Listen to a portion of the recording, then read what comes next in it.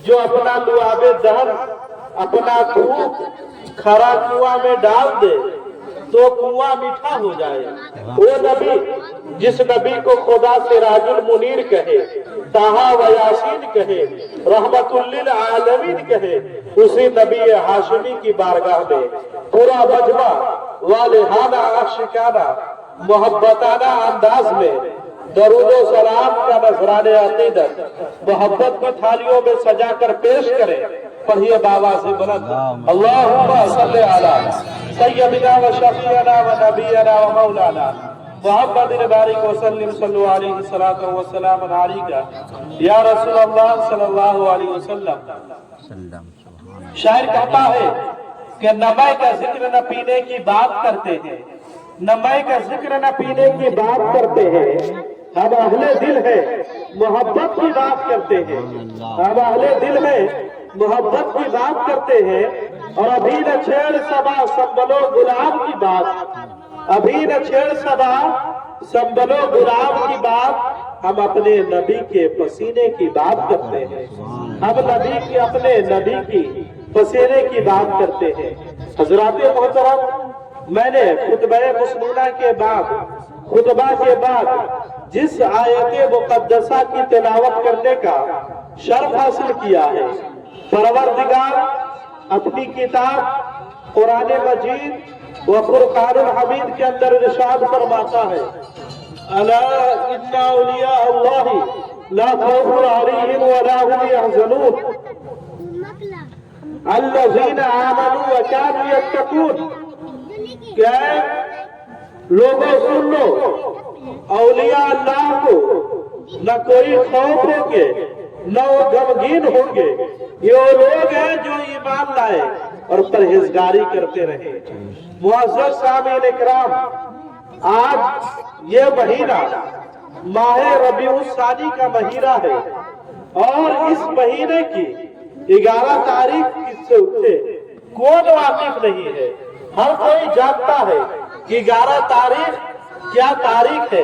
हुजूर सैयदना गौसे आजम रज़ी अल्लाहु अन्हु की याद हम और आप मनाया करते हैं, जिसे 11वीं शरीफ के नाम से भी लोग जानते और पहचानते हैं।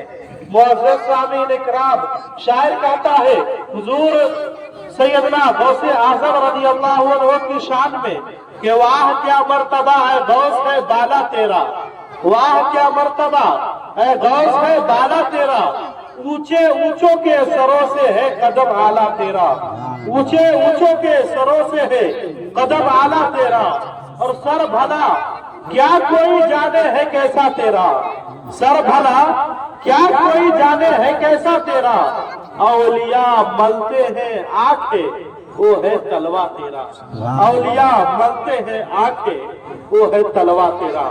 मुअज़्ज़ज़ सामीन इकराम, अल्लाह रब्बुल इज्जत कुरान मजीद व फुरकानुल हमीद के अंदर इरशाद फरमाता है, क्या लोगों हमने तुम्हें आका अलैहिस्सलातु वस्सलाम की जिंदगी को तुम्हारे लिए आइडियल बनाया, तुम्हारे लिए नमूना बनाया।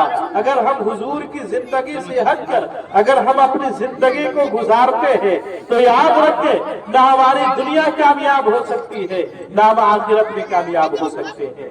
क्योंकि अल्लाह का कुरान कहता है कि तुम्हारे लिए बेहतरीन आइडियल अगर कोई है तो हुजूर की जाते गिरामी है। आप देखें दुनिया में हर इंसान किसी न किसी को अपना आइडियल मानता है, किसी न किसी को अपना रहनुमा मानता है, किसी न किसी को के तरह इंसान बनना चाहता है।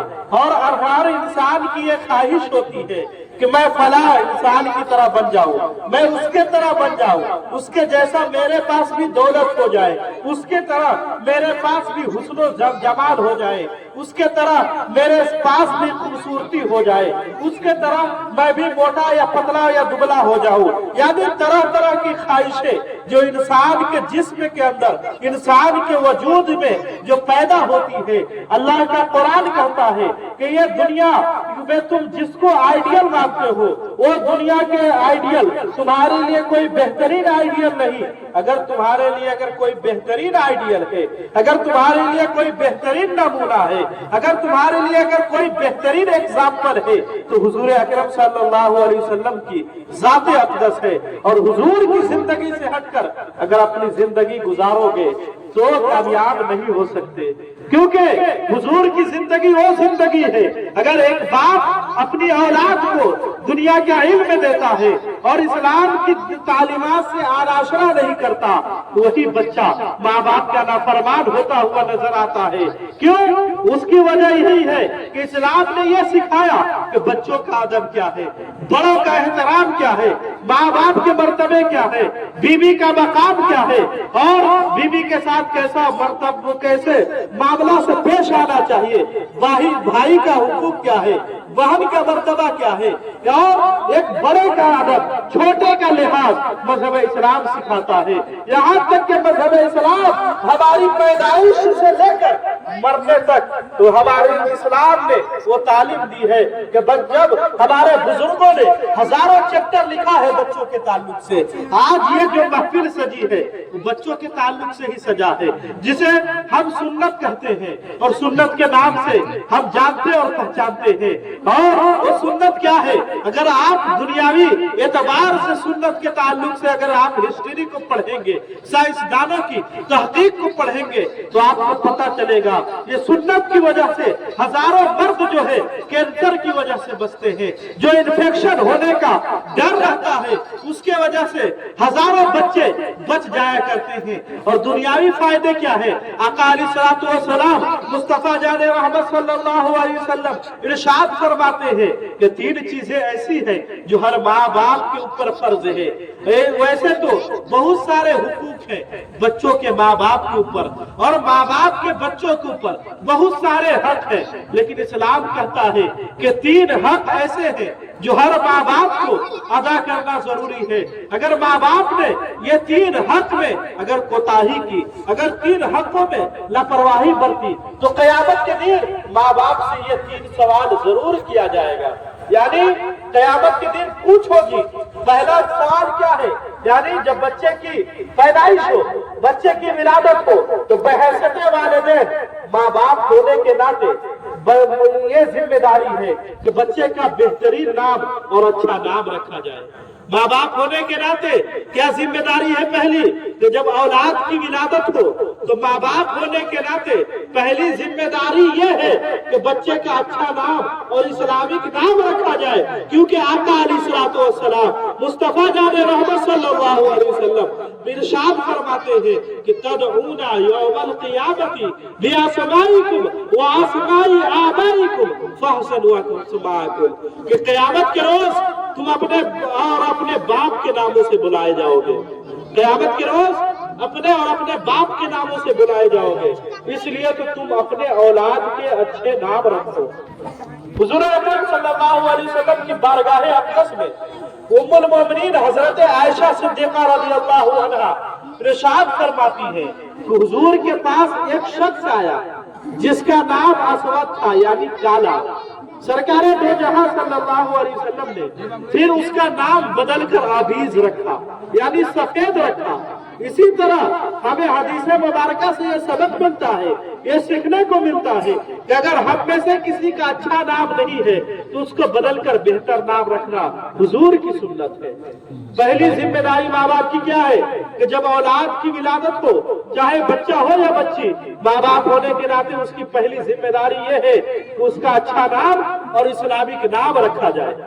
दूसरी जिम्मेदारी क्या है कि जब बच्चा बोलने के काबिल हो जाए, जब बच्चा बोलने के काबिल हो जाए, पढ़ने के काबिल हो जाए, तो ये जरूरी नहीं कि बच्चे को हाफिज़ कुरान बनाया जाए, ये भी जरूरी नहीं कि बच्चे को आलिम दीन बनाया जाए, लेकिन इस्लाम कहता है कि मज़हब इस्लाम की ये तालीमात है कि जब बच्चा बोलने के काबिल हो जाए, जब बच्चा पढ़ने के काबिल हो जाए, तो हाफिज़ कुरान बनाओ या ना बनाओ, आलिम दीन बनाओ या ना बनाओ, लेकिन बच्चे को इतना तालीम जरूर दो कि हराम क्या है, हलाल क्या है, अच्छा क्या है, गलत क्या है, जायज क्या है, नाजायज क्या है, यानी इस फर्क को बच्चा पैदा करना के काबिल हो जाए।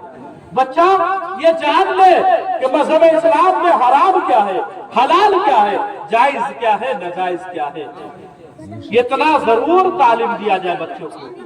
یہ دوسری چیز فرض تھا، ماں باپ کا فرض ہے۔ کس کا فرض ہے؟ ماں باپ کا فرض ہے۔ اور تیسرا فرض کیا ہے؟ جب بچہ سننے بلوغت پر پہنچ جائے، جب بچہ بالغ ہو جائے، جب سننے بلوغت کی دہلیز پر پہنچ جائے، جوانی کی دہلیز پر پہنچ جائے، تو ماں باپ کی تیسری ذمہ داری اور اہم ذمہ داری یہ ہے کہ بچے کو اچھے گھرانے میں رشتہ دیکھ کر اس کی شادی کرا دی جائے۔ یہ تین ذمہ داری ایسی ذمہ داری ہے مذہب اسلام کی طرف سے کہ اگر مذہب اسلام نے یہ ماں باپ کے اوپر ذمہ داری دی ہے، تین ذمہ داری۔ پہلا کیا؟ اچھا نام اور اسلامک نام رکھنا۔ دوسرا کیا؟ بچے کو اتنا ضرور تعلیم دینا کہ حرام اور حلال کی تمیز کو فرق پیدا کر سکے۔ اور تیسرا کیا؟ کہ جب بچہ جوان ہو جائے، بالغ ہو جائے، تو اس کے اچھے گھرانہ میں شادی کرا دی جائے۔ یہ تین ذمہ داری ایسی ذمہ داری ہے کہ اگر کوئی ماں باپ اس میں کوتاہی کرتا ہے تو قیامت کے دن اس کی پکڑ ہوگی اور پوچھا جائے گا کہ تم نے اپنے حقوق میں لاپرواہی کیوں برتی۔ حضرات محترم، ماں باپ کے بہت سارے حقوق ہیں، لیکن تین ایسے حقوق ہیں کہ جن کو ادا کرنا ہر مسلمان پر لازم ہی نہیں بلکہ ہر انسان کے اوپر فرض قرار دیا گیا۔ اور ہر انسان سے یہ تین سوالات کے بارے میں پوچھو گی۔ محترم سامعین، یہ غوث پاک کا مہینہ ہے اور ہم اور آپ حضور سیدنا غوث اعظم رضی اللہ عنہ کی یاد کو ابھی 2 دن 3 دن پہلے ہی منائے، اور آج بھی ہم محفل میلاد کا انعقاد ہوا ہے، تو کچھ باتیں غوث پاک کے تعلق سے جو ہمیں سیکھنے کو ملتی ہے ان کی زندگی سے، وہ باتیں آپ تک پہنچانے کی کوشش کروں گا۔ محترم سامعین، پڑھے ایک مرتبہ درود پاک، اللہم صلی علی سیدنا و شفیعنا و نبینا و مولانا محمد بارک وسلم صلی علیہ وسلم علیک یا رسول اللہ صلی اللہ علیہ وسلم۔ دیکھیں، آج یہ سنت کے تعلق سے محفل میلاد کو سجایا گیا، رکھا گیا، اور ہمارے یہاں یہ دستور ہے کہ بچے کی ولادت ہو تو بھی ہم محفل میلاد کرتے ہیں، جب شادی کا موقع ہو تو بھی محفل میلاد ہم کرتے ہیں، اور جب ہمارے درمیان سے کوئی رخصت ہو جائے، کوئی دار فانی کو چھوڑ کر چلا جائے، کوئی دنیا سے چلا جائے، تو بھی ہم محفل میلاد کرتے ہیں۔ اور تو ہم سے سوال کیا گیا کہ محفل میلاد ہر موقع پر کرتے ہو، خوشی ہو تو بھی محفل میلاد، غم ہو تب بھی محفل میلاد، جب بچے اللہ اولاد کی شکل میں خوشی دے تو بھی محفل میلاد، جب اللہ ہم سے نعمت چھین لے یعنی اولاد دنیا سے چلا جائے تو بھی محفل میلاد۔ یہ کیا وجہ ہے کہ ہر چیز میں تم محفل میلاد کرتے ہو؟ تو ہم یہی کہتے ہیں کہ اللہ نے جب ہمیں نعمت دی تھی تو اللہ کی اس نعمت کے بدلے ہم اس کی نعمت کا شکریہ کرنے کے لیے محفل میلاد کو سجاتے ہیں، اور ہم محفل میلادوں میں حضور کا ذکر کر کے آقا علیہ الصلوۃ والسلام کا فیضان ہمارے گھروں میں جاری و ساری ہوتا ہے، اور آقا فرماتے ہیں کہ جہاں اللہ اور اس کے حبیب کا ذکر ہوتا ہے وہاں رحمت کے فرشتے آیا کرتے ہیں اور اہل محفل کو ڈھانپ لیا کرتے ہیں، اور جب یہ فرشتے اللہ رب العزت کی بارگاہ میں جاتے ہیں تو مولا سے عرض کرتے ہیں، اے پروردگار، فلاں بندہ فلاں اپنے گھر میں تیرا اور تیرے پیارے محبوب کا ذکر کر رہا تھا جماعت کی شکل میں۔ اللہ فرماتا ہے، اے فرشتوں گواہ ہو جاؤ، میں نے اہل محفل کی مغفرت فرما دی۔ اور اللہ قرآن میں فرماتا ہے، فاذکرونی اذکرکم واشکروا لی ولا تکفرون، کہ تم میرا ذکر کرو میں تمہارا ذکر کروں گا، تم میرا چرچا کرو میں تمہارا چرچا کروں گا۔ اور حضور فرماتے ہیں کہ اگر کوئی بندہ مجھے جماعت میں یاد کرتا ہے، تنہا یاد کرتا ہے، تو میں بھی اسے تنہا ہی یاد کرتا ہوں۔ اگر کوئی بندہ مجھے جماعت میں یاد کرتا ہے یعنی مجلسوں میں یاد کیا کرتا ہے تو میں بھی اس سے بہترین مجلس میں یاد کیا کرتا ہوں۔ تو ہم اور آپ خوش نصیب ہیں کہ اللہ اور اس کے رسول کی محفل میں آئے ہیں، بیٹھے ہیں اور حضور کا ذکر سن رہے ہیں، ورنہ شاعر نے کہا تھا کہ جہاں ذکر حبیب ہوتا ہے خود خدا بھی قریب ہوتا ہے، جہاں ذکر حبیب ہوتا ہے وہاں خود خدا بھی قریب ہوتا ہے، اور ایسے محفلوں میں بیٹھنے والا آدمی بڑا ہی خوش نصیب ہوتا ہے۔ اسی حدیث کو دیکھتے ہوئے شاعر نے शेर को लिखा था। मुअज़्ज़ज़ सामीन इकराम, मैं अर्ज कर रहा था कि आखिरी बात बोलकर रुखसत हो जाऊंगा। हुजूर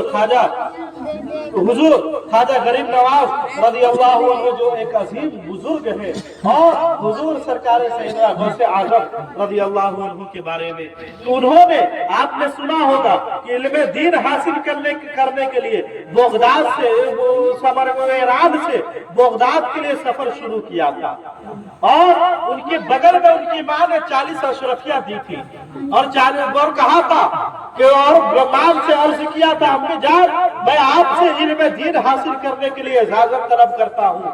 तो मां ने अर्ज की थी, बेटा आजकल का वो दौर नहीं कि इल्म हमारे दरवाजे तक बात पहुंची है। आज हम जब चाहे इल्म सीख सकते हैं, मदरसे जाकर, मस्जिद जाकर, या खुद घर में बुलाकर ट्यूशन के जरिए आज हम इल्म दीन सीख सकते हैं। लेकिन पहले का वो दौर था कि जो कोसों दूर तक सफर करने पड़ता था इल्म दीन सीखने के लिए। आका अलैहिस्सलातु वस्सलाम मुस्तफा जाने रहमत सल्लल्लाहु अलैहि वसल्लम आज से 1450 साल पहले आका ने इरशाद फरमाया, और आका फरमाते हैं, कई लोगों इल्म दीन हासिल करो, अगर तुम्हें तो अरब की सरजमीन से अगरचे चीन की सरजमीन पर जाना पड़े। सोचे हुजूर ने क्या बात कही थी। उस वक्त कोई सवारी नहीं था, उस वक्त कोई सवारी, आसान सवारी नहीं था कि इंसान पल में मिनटों का सफर कर ले और घंटों का सफर मिनटों में तय कर ले। वो दौर था जो काफिलों की शक्ल में लोग सफर किया करते थे। जब हुजूर सैयदना गौसे आजम ने अपनी माँ से इजाजत तलब करके इल्म दीन हासिल करने के लिए जाने लगे, तो माँ ने अर्ज किया था, बेटा तुम्हारे अलावा मेरे पास कोई नहीं है, तुम ही मेरा एक सहारा हो। अगर तुम इल्म दीन सीखने के लिए चाहत रखते हो, मुस्तफा का इल्म सीखने के लिए चाहत रखते हो, तो मैं मना नहीं करूंगी, जाओ शौक से जाओ। लेकिन बेटा जा तो रहे हो, लेकिन दोबारा मुलाकात हो या ना हो, मेरी कुछ वसीयत याद रखना। हजरत सैयदना गौसे आज़म रज़ियल्लाहु अन्हु इरशाद फरमाते हैं, क्या अम्मी जान आप कोई मुझे एक ऐसी नसीहत कर दे जो मैं जिंदगी भर याद रखूं, दोबारा आपसे मुलाकात हो या ना हो, नसीहत कर दे। माँ ने कहा, बेटा ठीक है, मैं तुम्हें एक ही नसीहत करूंगी कि तुम कभी भी दुनिया के किसी मरहले में रहो, किसी भी हालात में रहो, तुम कभी झूठ ना बोलना। माँ ने क्या वसीयत की थी, बेटा तुम कभी झूठ ना बोलना। और यही वजह थी कि हजरत ख्वाजा सैयदना गौसे आज़म रज़ियल्लाहु अन्हु जब सफर शुरू किए बगदाद से, आपके बगल में 40 अशरफिया माँ ने आपकी जैकेट के अंदर सीकर जब आपको दिया था, और आपके को डाकुओं ने गिरफ्तार कर लिया। जब डाकू आपके काफिले पर हमला किया, सबको गिरफ्तार कर लिया गया। जब हुजूर सैयदना गौसे आज़म रज़ियल्लाहु अन्हु के पास डाकू आए और पूछा, बच्चे बताओ तेरे पास भी कुछ है? तो आपने कहा था, हाँ मेरे पास 40 अशरफिया है। जब डाकुओं ने तलाश शुरू की तो उनके पास कोई कुछ भी ना मिलता है। फिर डाकू सोचते हैं ये बच्चा है, मजाक कर रहा होगा, और ये सोच कर बार बार दूसरे डाकू आते हैं, हर किसी से यही जवाब देते हैं। आखिरकार सारा डाकू मजाक समझते हुए अपने सरदार के पास जब सब जाते हैं तो सरदार पूछते हैं, ऐ लोगों बताओ कि क्या तुमने सबको लूट लिया, कोई बचा तो नहीं है? सरदार से अर्ज करने लगे कि हाँ हमने सबको लूट लिया, कोई न बचा है सब, लेकिन एक बच्चा है सरदार जो कहता है कि मेरे पास 40 अशरफिया है, लेकिन जब उसकी तलाशी ली जाती है तो उसके पास कुछ भी ना मिलता है। सरदार कहता है, ठीक है उस बच्चे को मेरे पास लाओ। जब सैयदना गौसे आज़म रज़ियल्लाहु अन्हु को डाकुओं के सरदार के पास पेश किया गया तो आपने अर्ज किया कि मेरे पास 40 अशरफिया है। उन्होंने कहा, ठीक है 40 अशरफिया है तो बताओ कहाँ है, दिखाओ। उन्होंने कहा कि मेरी बगल में 40 अशरफिया है और मेरी माँ ने मुझे सिल कर दिया था। जब डाकू उनकी जैकेट को फाड़ते हैं, जब डाकू उनकी जैकेट को निकालते हैं तो उसमें 40 अशरफिया मौजूद पाते हैं, और वो डाकू अर्ज करते हैं कि बताओ क्या वजह है, तुम चाहते तो अपनी सारी अशरफिया को बचा सकते थे, सारी पैसों को बचा सकते थे, लेकिन क्या वजह है, तूने सच बोलकर अपनी जान को जोखिम में डाला है। आप अर्ज करते हैं, आप फरमाते हैं कि मैं इसलिए झूठ ना बोल सकता था क्योंकि मेरी माँ ने वसीयत की थी, मेरी माँ ने नसीहत की थी कि बेटा दुनिया के किसी मरहले में रहो, झूठ ना बोलना। और यही वजह थी कि तमाम डाकुओं ने, अल्लाह ने उनकी जुबान पर यह बात नाज़िल फरमाई और तमाम डाकुओं ने कहा कि हम तो मुसलमान हैं, हम अल्लाह को मानते हैं और अल्लाह से जो वादा करके आए कि अल्लाह ने आलिम अरवाह में जो हमसे अहद लिया था कि अलस्तु बिरब्बिकुम, क्या मैं तुम्हारा रब नहीं? तो सबने कहा था बेशक तू ही हमारा रब है। उसके बावजूद आज हम झूठ बोलते हैं, आज हम चोरी करते हैं, लोगों को लूट रहे हैं। और चुनांचे सब डाकुओं ने सरकार सैयदना गौसे आजम के हाथ पर बैठ करके ईमान में शामिल हो गए और सब के सब मुसलमान हो गए। वो सरकार सैयदना गौसे आजम जिनको बचपन में अल्लाह ने विलायत के मकाम से नवाज दिया था, आप पैदाइशी वली थे। मोहतरम सामईन, बोलने को तो बहुत सारी बातें हैं, लेकिन मैं अपनी गुफ्तगू को इसी पे तमाम करता हूँ। अल्लाह हम सभी को इन सब बातों पर अमल करने की तौफीक अता फरमाए। आज हम भी झूठ से बचें और झूठ से परहेज करें। ये हमारे हुजूर अकरम सल्लल्लाहु अलैहि वसल्लम ने इरशाद फरमाया था कि मजाक में भी झूठ बोलना गुनाह अजीम है। अगर कोई शख्स, आका फरमाते हैं कि लानतुल्लाहि अलल काज़िबीन, कि झूठों पर अल्लाह की लानत होती है, तो हम मजाक में भी झूठ न बोले। और यही पैगाम हुजूर सरकार सैयदना गौसे आजम ने बचपने की जिंदगी में हमें दी कि दुनिया के किसी भी मरहले में रहो, दुनिया के किसी भी हालात से गुजरो, लेकिन झूठ ना बोलना, झूठ से परहेज करना।